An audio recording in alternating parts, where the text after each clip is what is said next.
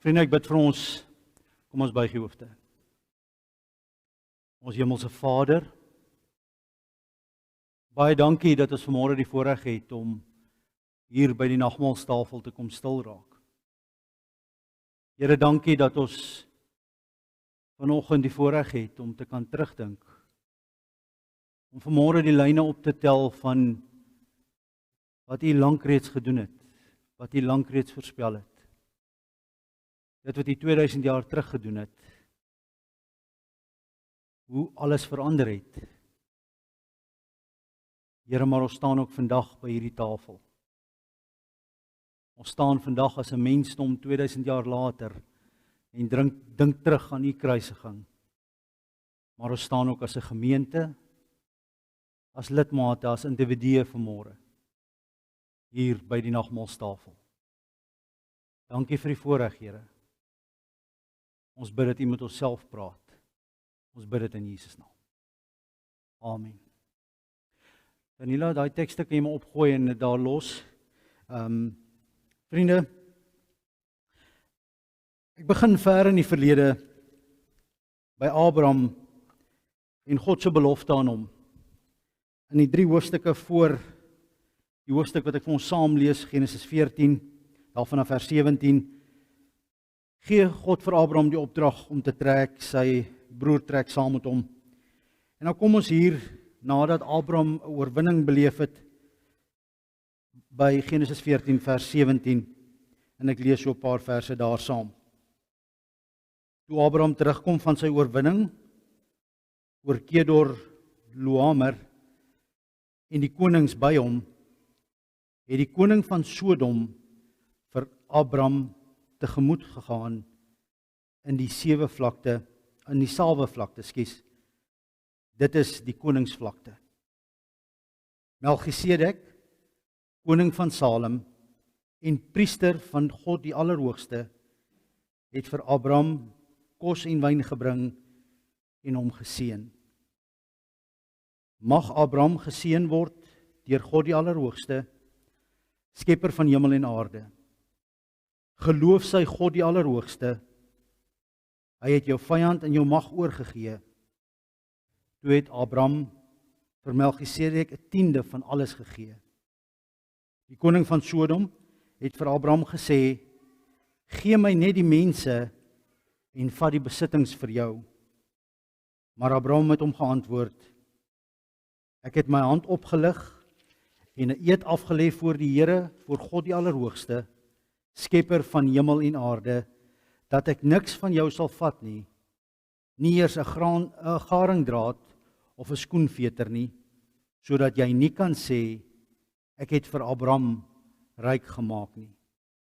Afgesien van wat my manskappe geëet het, kan jy my buite rekening laat. Maar die manne wat saam met my gegaan het, Aner, Eskol, Mamre, hulle moet hulle deel kry. Vriende, hier kry ons te doen met 'n priester van God die Allerhoogste, 'n priester van Melchisedek. In Genesis 17 verse 3 tot 6 die volgende woorde. Abraham het op sy knieë geval en toe sê God vir hom, dit is my verbond met jou. Jy sal die vader wees van 'n menigte nasies. Jy sal nie meer Abraham genoem word nie. Jou naam sal Abraham wees, want ek maak jou die vader van baie nasies. Ek sal jou baie vrugbaar maak. Ek sal jou tot nasies maak en konings sal uit jou voorkom. Vriende, ek kon nog een stukkie voor dit gelees het, naamlik Adam en Eva se verhaal en waar die sondeval in die wêreld ingekom het.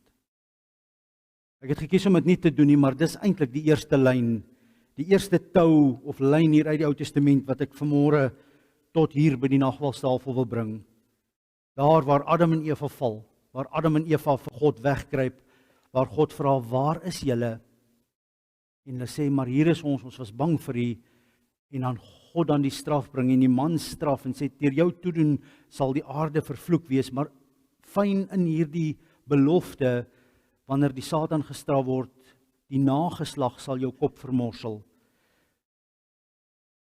Hier lê al 'n eerste lyn, 'n belofte. Ek wil amper sê 'n ligte belofte van hier kom verlossing. Dan kom daar 'n paar hoofstukke van baie sonde en baie dinge wat gebeur. En die volgende waar ons stil staan is Abraham, die een wat geseën is en uit hom sal die konings kom, waarvan Christus ook ten volle koning is later in die nageslag van Dawid. En dan wil ek by volgende ding stil staan, hier in Levitikus hoofstuk 16.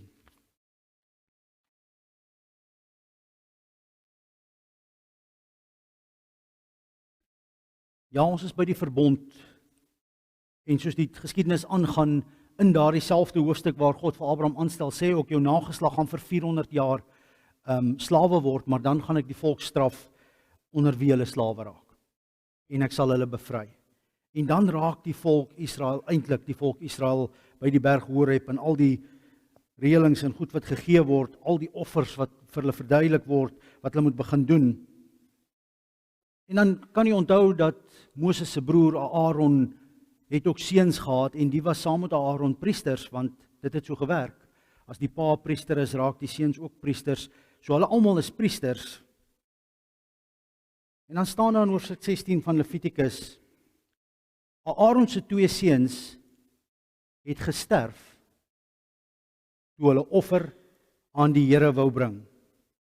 En na aanleiding daarvan het die Here vir Moses 'n opdrag gegee. As mens mooi na die situasie gaan kyk, dan besluit Aaron se seuns uit hulle eie uit, maar daar is mos nou 'n tent van ontmoeting, daar is mos 'n allerheiligste, ons is mos priesters, kom ons gaan skud hand met hierdie God, en hulle besluit sommer hulle gaan vir God 'n offertjie bring. En daar staan, Aaron se seuns het albei gesterf, en dan kom die volgende reëlings. Aaron se seuns het gesterf toe hulle 'n offer aan die Here wou bring. En na aanleiding daarvan het die Here vir Moses 'n opdrag gegee. Hy het vir Moses gesê: "Sê vir jou broer Aaron, hy mag nooit sommer in die heiligdom agter die voorhangsel ingaan na die deksel van die verbondsark toe nie. Ek verskyn telkens in 'n wolk bo kan die deksel van die verbondsark, en as Aaron sommer ingaan, sal hy sterwe. Voordat hy in die allerheiligste ingaan, moet hy 'n jong bul as sondeoffer bring en 'n ram as brandoffer." Jy kan nou saam met my tel die hoeveelheid offers wat gebring moet word om dit veilig te maak vir die hoërpriester om in God se teenwoordigheid in te gaan. Begin tel, 'n bul en 'n ram. So kan jy bly tel terwyl ons lees. Hulle it stacks up, soos die Engelsman sal sê. So sê vir hom, daar is hy. Voordat hy in die allerheiligste ingaan, moet hy 'n jong bul as sondeoffer bring, 'n ram as brandoffer. Verder moet hy die gewyde klere van 'n gewone priester aan hê, oor 'n broek, en hy moet 'n serp om sy lyf en 'n tulband op sy kop hê. Dit moet alles gewyde linneklere wees. Hy moet hom was voor hy dit aantrek. Van die gemeente Israel moet hy 2 bokramme as sondeoffer kry en 1 skaapram as brandoffer. Hy offer dan eers die bul wat vir hom bedoel is as sondeoffer. So die bul moet vir sy eie sonde versoening maak, sodat hy versoening kan doen vir homself en al die priesters. Daarna bring hy die 2 bokke na die ingang van die tent van ontmoeting toe en in die teenwoordigheid van die Here. Hier moet Aaron lootjies trek oor die bokke.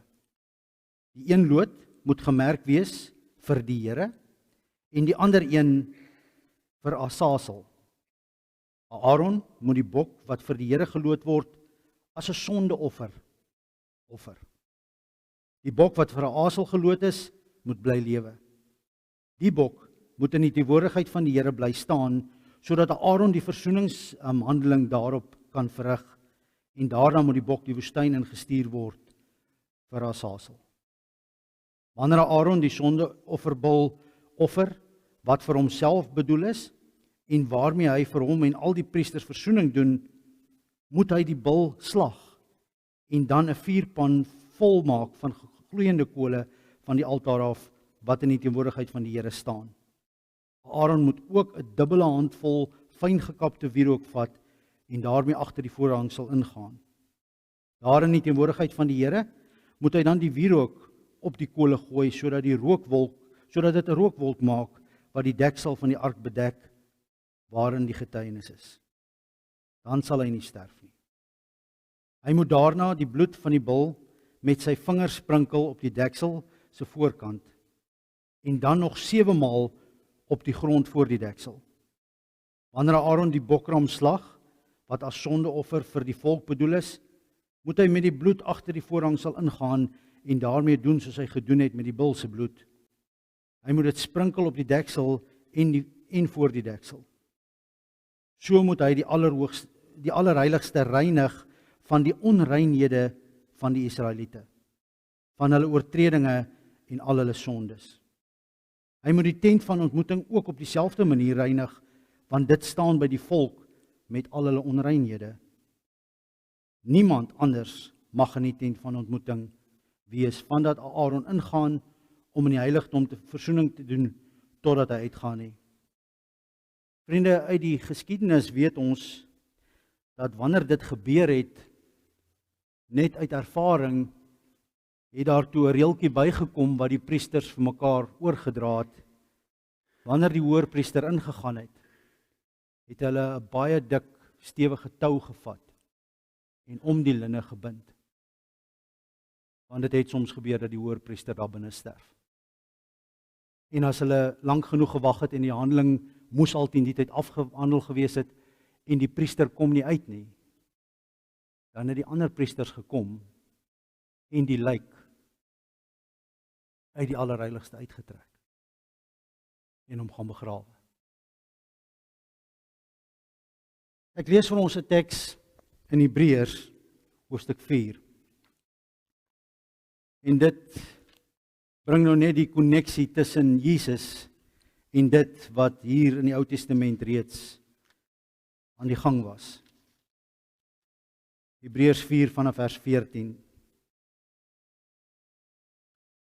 Terwyl ons dan nou 'n groot hoërpriester het wat reeds deur die hemele gegaan het, Jesus, die Seun van God, laat ons vashou aan die geloof wat ons bely. Die hoërpriester met 'n hoofletter, met ander woorde Jesus wat ons het, is nie een wat geen medelee met ons swakhede kan hê nie.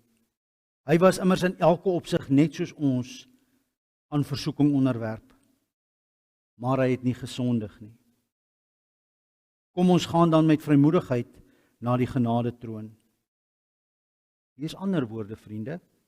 Hier word die woord genadetroon gebruik, nie altaar nie, nie versoeningstent nie. Kom ons gaan dan met vrymoedigheid na die genadetroon, sodat ons barmhartigheid en genade ontvang en so op die regte tyd gered kan word. Elke hoërpriester is 'n mens wat uit die mense geneem en aangestel word om vir hulle by God in te tree deur gawes en offers vir die sondes te bring. Hy kan meegevoel hê met die ontwetendes en dwalendes, omdat hy self aan swakhede onderhewig is.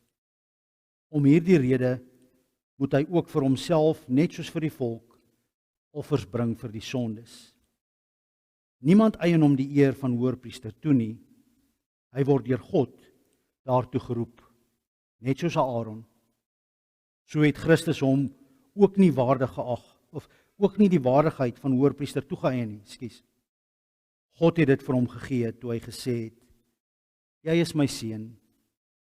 Van vandag af is ek jou vader. En op hierdie plek en op 'n ander plek sê hy: Jy is 'n priester vir ewig, volgens die priesterorde van Melchisedek. Gedurende sy aardse lewe het hy aan God, wat hom uit die dood kon red, gebede en smeking geoffer met harde geroep en met trane. En sy gebede is verhoor vanweë sy eerbiedige onderworpenheid aan God. Hoewel hy die seun was, het hy deur alles wat hy gelei het geleer wat gehoorsaamheid is. En toe hy volmaaktheid bereik het hy vir almal wat aan hom gehoorsaam is, die bron van ewige saligheid geword. En hy het deur God verklaar is hy deur God verklaar tot hoërpriester volgens die priesterorde van Melchisedek. Vriende, in 'n sekere sin is die nagmaalstafel die beeld en die totaliteit van ons geloof. Jy kan letterlik elke aspek van ons geloof op 'n manier aan wat hier voor ons staan en wat dit verteenwoordig kom verbind. Vandag gaan ek baie ver terug om Adam en Eva en hulle sondelyn en dan die verlosser wat daar reeds beloof is as 'n eerste lyn hier te kom vasbind. Maar dan terug na die heel begin toe waar die verbond met Israel begin het by Vader Abraham. En dan ook te wys maar dat Jesus in daardie lyn die vervulling van daardie verbond is.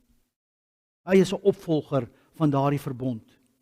Soos Dawid 'n koning was, word die geslag uitgelê dat hy deel is van daardie koningshuis. So Jesus is ten volle koning. En dan, soos ek nou vir u gelees het, daar waar die priesterorde begin het, daar waar verduidelik is hoe die priester offers moet bring, Jesus word daar van die begin af, nog voor die tent van ontmoeting, aan daardie priesterorde wat vir Abraham ingeseën het, verbind. Hy's groter as Aaron se huis. Jesus is van die hoër priesterorde, die een hoër as Aaron se huis selfs. Vriende, en daarom kom die nagmaalstafel en kom hy by ons aan as te ware as 'n offertafel.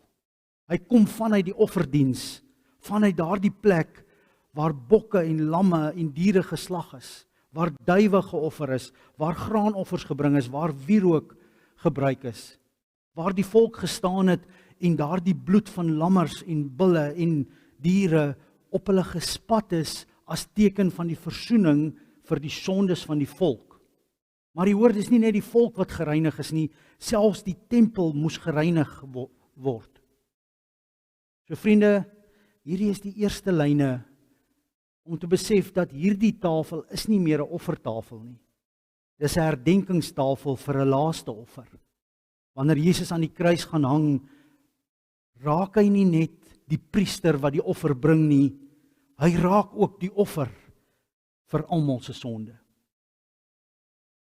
Ek is eintlik besig om 'n hele reeks so goed op die tafel te sit en nie net een preek nie. So jy sal later weer moet gaan lees en Bybelstudie doen, want hier is baie hier en ek wil nie meer sê nie, maar kom ons staan en dan sing ons die volgende lied.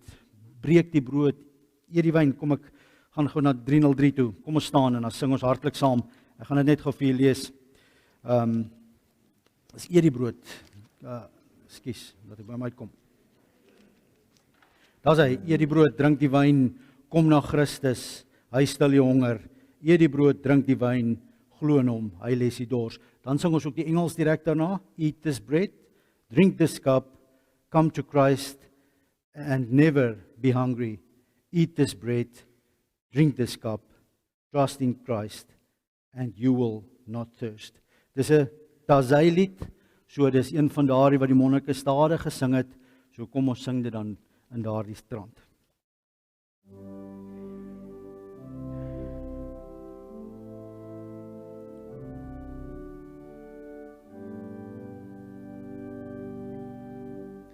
Eet die brood, drink die wyn, kom na Christus, hy stil u honger. Eet die brood, drink die wyn, glo in hom en hy les u dors. Eat this bread, drink this cup, Come to Christ and never be hungry. Eat this bread, drink this cup. Trust in Christ and you will not thirst. Baie dankie, kan maar sit.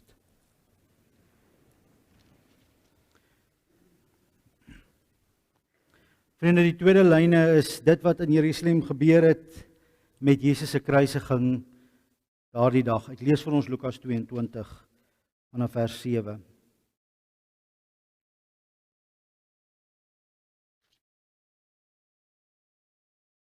Die dag van die ongesuurde brood waarop die paaslam geslag moes word, het aangebreek. Jesus stuur toe vir Petrus en Johannes vooruit met die opdrag: gaan berei die paasmaaltyd vir ons voor, dat ons dit kan eet. Hulle vra hom: waar wil jy moet ons dit voorberei? Toe antwoord hy hulle: kyk, net soos julle die stad ingaan, sal 'n man wat 'n kruik water dra julle ontmoet. Gaan saam met hom tot in die huis waar hy ingaan en sê vir die eienaar van die huis: ons leermeester vra u, waar is die kamer waar ek met my disippels die paasmaaltyd kan eet? En hy sal julle 'n groot bovertrek wys wat klaar daarvoor ingerig is. Daar moet julle dit voorberei. Hulle het gegaan en dit gekry net soos Jesus vir hulle gesê het en die paasmaaltyd voorberei.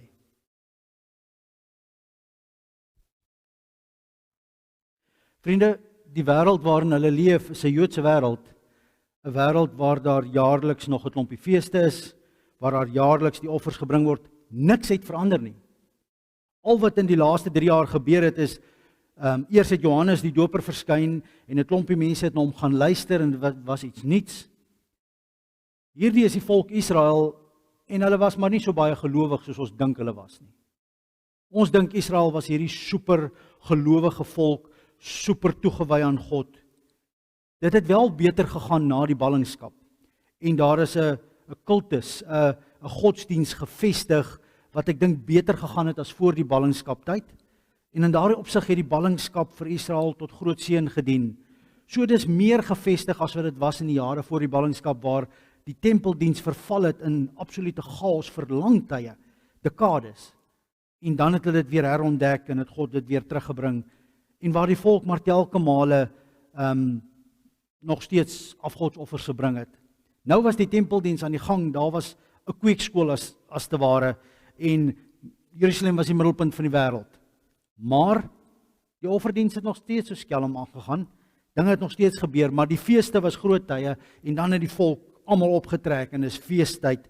En Jerusalem is vol mense en dit is nou die plek waar die fees moet gebeur. En dan natuurlik die hoogtepunt, die tempel waartoe hulle gaan. Dis nie die ou tempel wat Salomo gebou het nie. Daardie tempel was verwoes. Dis 'n nuwe tempel wat gebou is, maar dis nog steeds 'n pragttempel. En die Romeine het wel toestemming gegee dat die Jode die enigste volk op die aarde was wat hulle godsdiens mag bly beoefen en nie die Romeinse godsdiens waar Caesar die God op aarde is hoef aan te neem nie. Maar hulle het 'n paleis langsom gebou waar die keiser bly om te kyk wat doen hierdie klomp Jode en 'n oogie oor hulle te hou, en hulle is nog steeds onderdanig wette, onderdanig aan belastings ensovoorts. Maar dis tempeldienstyd. En dan het die volk self die fees gevier, en dis op hierdie fees waar Jesus dan die aand die brood vat, dit breek en vir die disippels sê: hierdie is my liggaam, dit gaan vir julle gebreek word. Die wyn vir hulle gee, die beker, en sê: hierdie is my bloed, dit gaan vir julle vloei. Vriende, maar dis tempeldiens. Dit kom van daar in die woestyn, tent van ontmoeting af, waar Aaron se 2 seuns gesterf het, toe hulle sommer net die heiligste, allerheiligste ingegaan het. Dit word nog steeds met dieselfde gewydheid beoefen. En dis in hierdie konteks wat Jesus gekruisig word. Ek lees vir ons Matteus 27, daardie gebeure aan die kruis.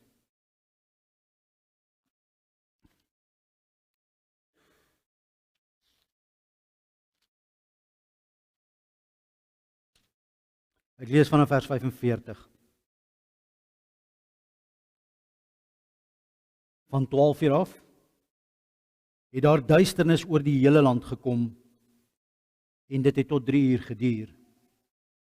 Teen 3 uur het Jesus hard uitgeroep: Eli, Eli, lema sabachthani.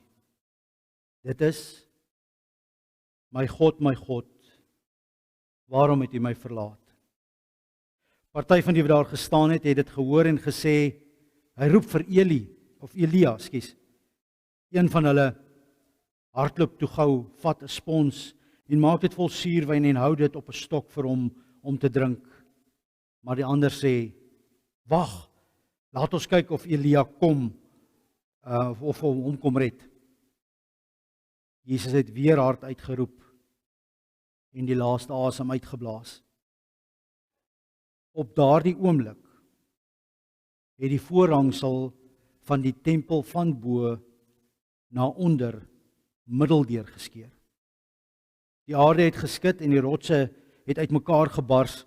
Grafte het oopgegaan en baie gelowiges wat dood was, is opgewek. En hulle het uit die grafte uitgegaan. Na Jesus se opstanding het hulle in die heilige stad gekom, waar hulle aan baie mense verskyn het. Die offisiere en die soldate wat saam vir Jesus bewaak het die aardbewing gesien en die dinge wat gebeur, het baie bang geword en gesê, hierdie man was werklik die seun van God. Ek lees tot sover. Vriende, Jesus se priesterskap is anders as ander priesters, want hy is self die offer. Hy doen nie tempeldiens nie, alhoewel hy baie by die tempel was. Hy is van 'n ander orde, 'n hoër orde, en hy moet die finale offer bring. Hy moet voor God, die enigste een wat dit kan doen, verskyn, en dan moet hy hierdie offer bring. Maar kom ons bekyk dit vir 'n oomblik van 'n ander kant af. Kom ons gestel, ons was Jode daar in Jerusalem. In die laaste 3 jaar was daar hierdie oproer van hierdie ou wat nie in die landskap rondgaan, in die buurlande, state rondgaan, preek, hordes mense het agter hom aangehardloop, maar die tempeldiens gaan voort. En dan kruisig hulle hom. Gestel, daar was Jode onder hulle wat werklik 'n aanvoeling gehad het vir God se teenwoordigheid. Het jy al ooit daaroor gedink, dat toe hulle na daardie Vrydag in die tempel kom, daar heel moontlik van hulle was wat gesê het, iets is anders. Iets hier is anders. En soos tyd verbygegaan het, was iets beslis anders. God is nie meer in die tempel nie. God is nie meer alleenlik daar in die allerheiligste waar hy oor die deksel van die verbondsark verskyn nie. Iets het geskuif. Die wêreldse geskiedenis het verander, maar so die pad met die verbondsvolk het geskuif. En as iemand werklik 'n gelowige was, werklik in God was, sou die Gees daardie persoon skuif om te sê, nou skuif dit weg van die tempel af. God skuif as te ware uit die allerheiligste uit die wêreld in, en kort daarna is die Heilige Gees uitgestort na Jesus opvaar na die hemel toe. En het iets verander weer 'n keer. God is nou oral teenwoordig, nie net meer in die tempel nie. Aanbidding in sy volste vorm hoef nie net meer in Jerusalem te gebeur nie.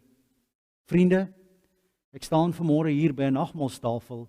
Hierdie is nie 'n tempel nie. Hierdie is nie God se huis nie. Nie in die sin van die Ou Testament nie. Hierdie is die byeenkoms, die samekomsplek waar almal wat tempels van Christus is, saamkom. En daar's 'n nuwe woord, koinonia, want waar elke deeltjie van hierdie tempel, hierdie allerheiligste van Christus hier teenwoordig is, kom ons saam by die nagmaalstafel, maar dit maak dat hierdie nie meer 'n offertafel is nie. Hierdie is 'n gedenkstafel. Want elke gelowige stap 'n pad met God en die Gees is in elke gelowige. Dis nie meer dat die Gees van God in die allerheiligste daar ver agter waar net die hoërpriester, as hy dit waag, mag kom nie. Kom ons staan, dan sing ons lied 493 verse 1 en 2.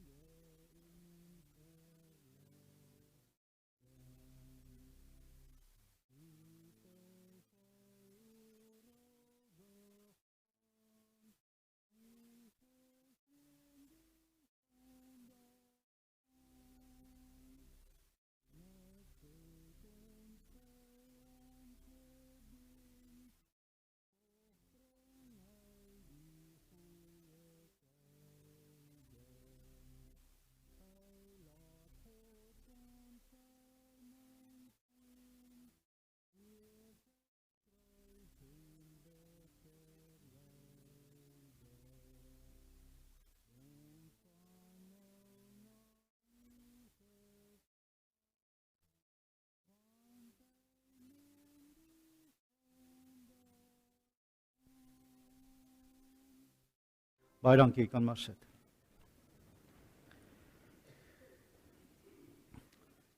Vriende, ons gaan vir 'n laaste oomblik kyk na die gebeure daar in Jerusalem daardie dag, maar vanuit die profeseë vanuit Jesaja, en dan lees ons nog 'n stukkie hier in Lukas. Jesaja hoofstuk 40 vers 1 tot 5. Die uitkoms is hier, die uitkoms is hier. Dit sê julle God, moet julle vir die volk sê. Bring vir Jerusalem die goeie tyding, sê vir hom, sy swaar kry is verby. Hy het geboet vir sy sonde. Hy het van die Here die volle straf ontvang vir al sy sondes.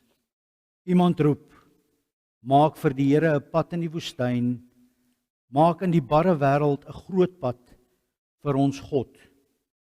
Elke laagte moet opgevul word, elke berg en rand moet gelyk grond word, elke bult moet 'n gelykte word en elke koppie 'n vlakte. Dan sal die mag van die Here geopenbaar word. Al wat leef sal dit sien. Die Here self het dit gesê. Ek lees ook Jesaja 42. Hier is my dienaar. Ek stel hom aan. Ek het hom uitverkies. Hy geniet my guns. Ek laat my gees op hom kom. Hy sal my wil aan die nasies bekend maak. Hy sal nie roep nie. Hy sal nie hard skree nie. Hy sal nie sy stem op straat laat hoor nie. 'n Geknakte riet sal hy nie afbreek nie. 'n Lampet wat dof brand sal hy nie uitdoof nie. Hy sal my wil bekend maak soos dit is. Self sal hy ook nie uitgedoof of geknak word nie, totdat hy my wil op aarde gevestig het. Die eilande wag op wat hulle sal leer. So sê God die Here, hy wat die hemelkoepel geskep het en dit oopgespan het, hy wat die aarde gevorm het en dit alles wat dit oplewer, hy wat aan al die mense op aarde die asem gee, die lewe aan alles wat op aarde beweeg. Ek is die Here. Omdat ek getrou is aan my verbond, sal ek jou roep.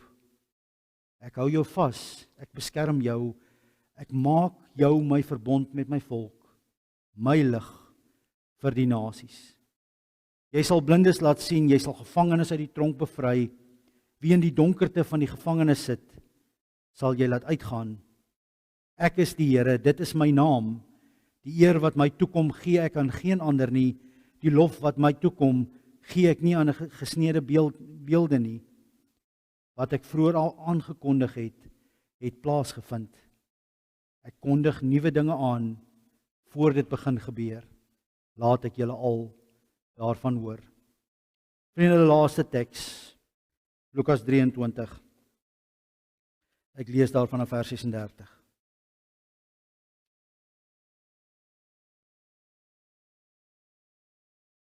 Ook die soldate wat vorentoe gekom, ook die soldate het vorentoe gekom en hom gespot of bespot.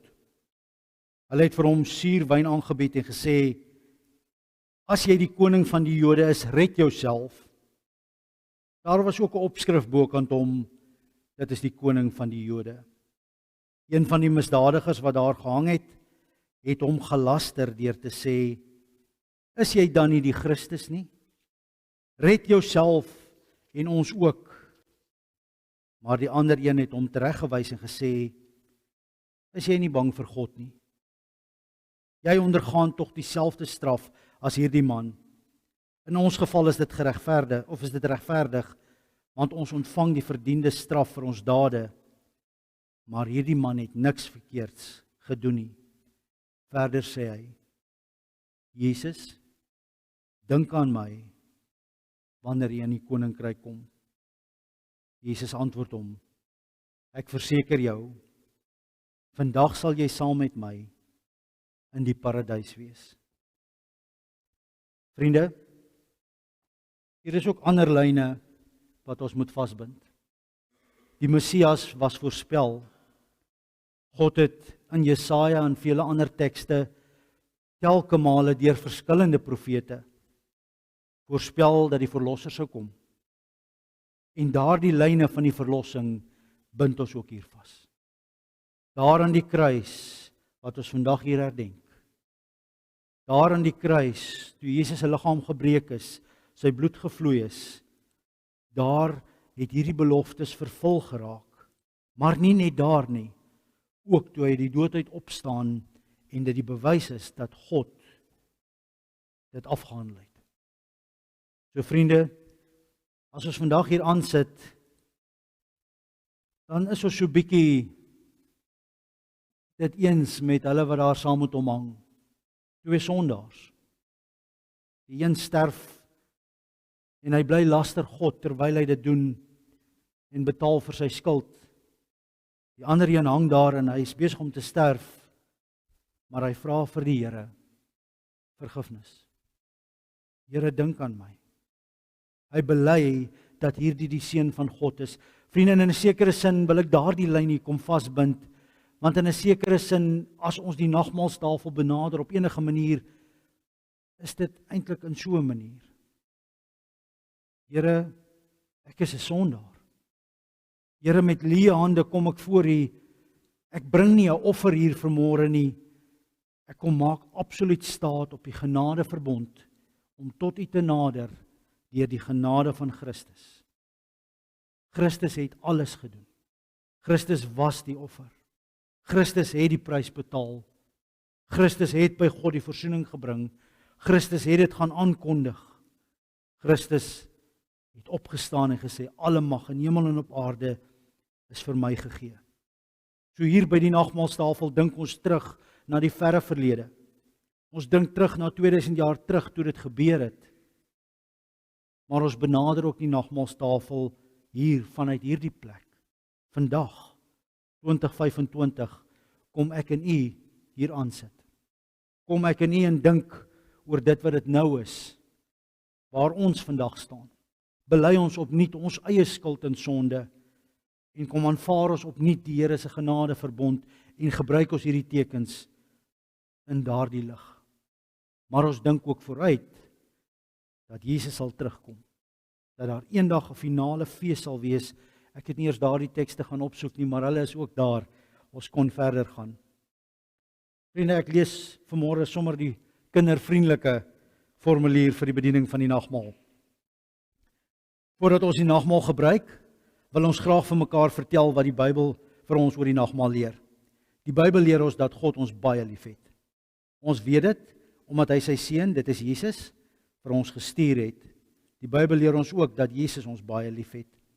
Ons weet dit omdat hy sy lewe vir ons gegee het. Hy het op Goeie Vrydag aan die kruis op Golgotha dit vir ons gedoen. Die Bybel leer ons ook dat Jesus self die nagmaal vir die eerste keer aan sy disippels gegee het en vir hulle gesê het om dit gereeld te gebruik. Hoekom? Sodat ons nooit sal vergeet wat Jesus vir ons gedoen het nie. Die nagmaal vertel vir ons wat Jesus vir ons gedoen het. Hy het aan die kruis vir ons gesterf, maar ook opgestaan en hy lewe. Die brood wat ons eet, laat ons dink aan die swaar kry en die dood van Jesus aan die kruis. Die wyn wat ons drink, laat ons dink aan die bloed van Jesus vir ons, wat vir ons aan die kruis gevloei het. Wanneer ons die brood eet en die wyn drink, gebruik ons dit en sê ons almal saam vir Jesus dat ons sy kinders is. Ons sê ook daarmee dat ons glo dat ons almal eendag saam met Jesus in die hemel sal wees.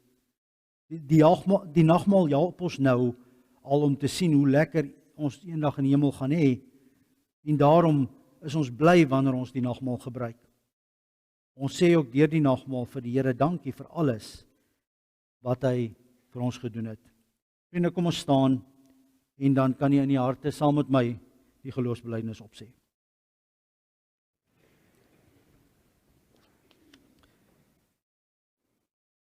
Ek glo in God die Vader, die Almagtige, die skepper van die hemel en die aarde.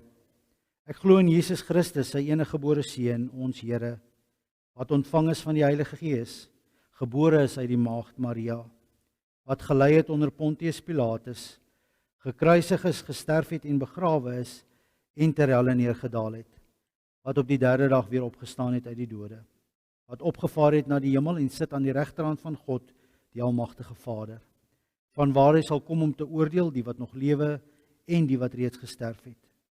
Ek glo in die Heilige Gees, ek glo in 'n heilige algemene Christelike kerk, die gemeenskap van die heiliges, die vergifnis van sondes, die opstanding van die vlees en 'n ewige lewe. Ons hemelse Vader, dankie vir die voorreg, Here, dat ons U naam mag groot maak. Vader, laat U naam geheilig word. Laat U koninkryk kom. Laat U wil geskied, Here. Ons bid dat U ons sondes sal vergewe. Reinig ons van alle ongeregtigheid. Vergeef ons skulde soos ons hulle vergewe wat teen ons oortree. Here, gee vir ons ook ons daaglikse brood, dit wat ons nodig het. Maar Here, dankie ook dat U saam met ons gaan op hierdie pad van geloof. Dat U ons voed en ons daagliks onderhou.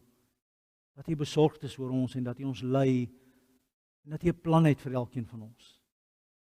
Here, ons kom geniet dan en gebruik hierdie tekens tot eer van U naam. En ons vra, Vader, dat U ons sal seën met die gebruik van die brood en die wyn. Ons bid dit in Jesus naam.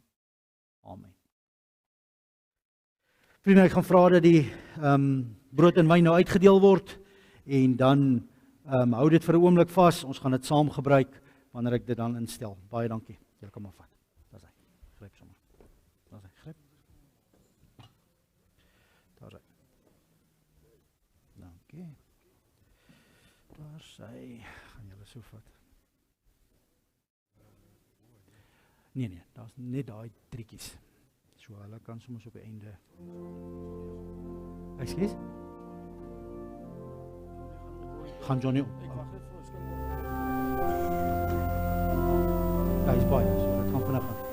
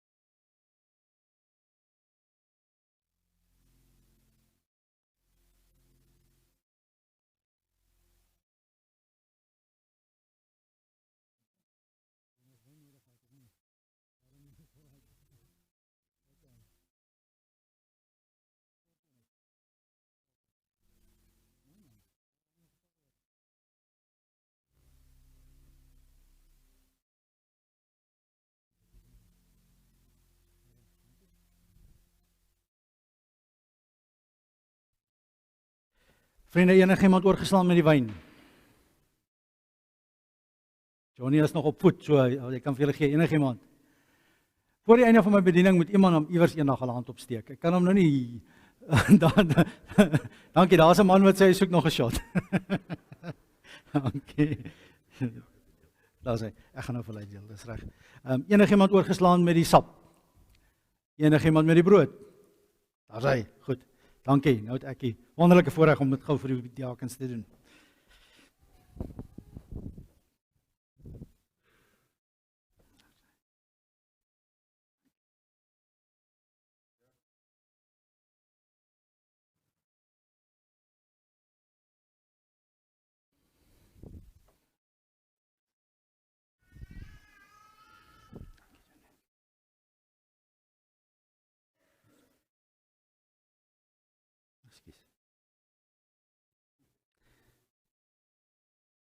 Is daar een van die diakens oorgeslaan met brood? Een oorgeslaan met wyn?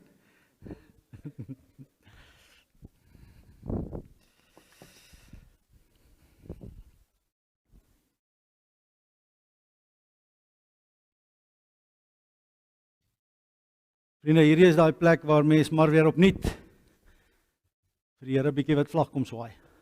Net vir hom kom sê, Here, ek gee my lewe oor aan U. Die brood wat ons eet, wanneer ons dit eet, dink ons daaraan en glo ons dat Jesus vir ons aan die kruis gesterf het en dat al ons sondes so weggevat is.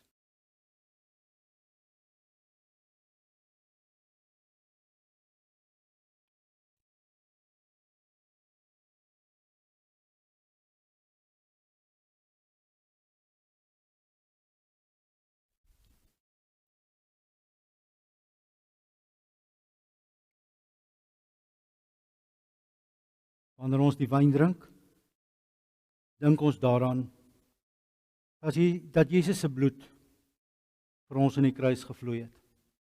Roep ons onsself die gebeure voor oog. Dink ons daaraan dat hierdie nie net wyn is nie. Dat hierdie wyn baie meer verteenwoordig en ons laat dink aan baie meer. En doen ons dit dan met dankbaarheid. Glo ons dat hy so al ons sondes weggevat het.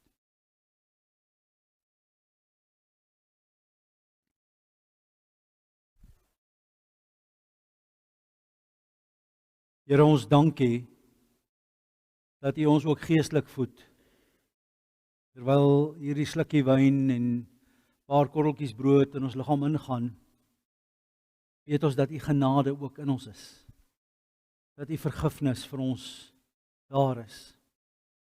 Here, ons bid dat U vir ons die genade gee, dat ons dit ten volle sal vat. Dat ons kan skree, vrygemaak, vrygemaak, deur Christus vrygemaak. En dat dit deur ons lewens sigbaar sal raak. Ons bid dit in Jesus naam. Amen.